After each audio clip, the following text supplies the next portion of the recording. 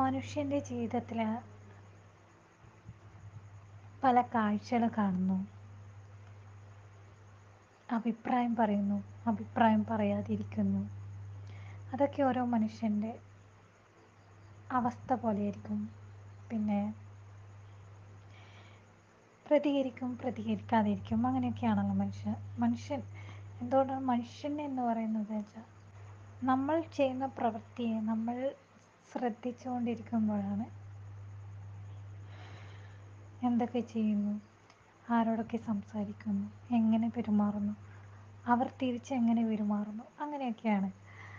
അപ്പോൾ ഞാൻ ഇന്ന്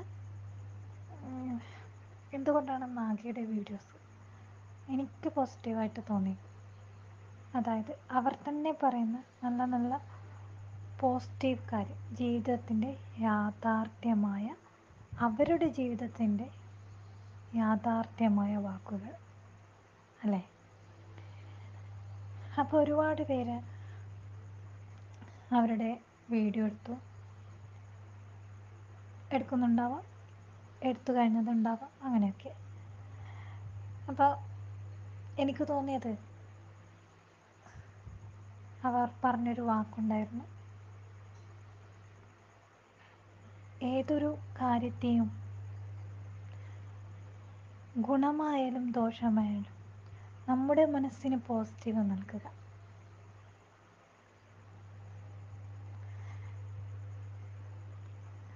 പോസിറ്റീവ്, ഒരു മനുഷ്യൻ്റെ പോസിറ്റീവ് എടുക്കുമ്പോഴാണ് നമുക്കും പോസിറ്റീവ് ഉണ്ടാകുന്നത്.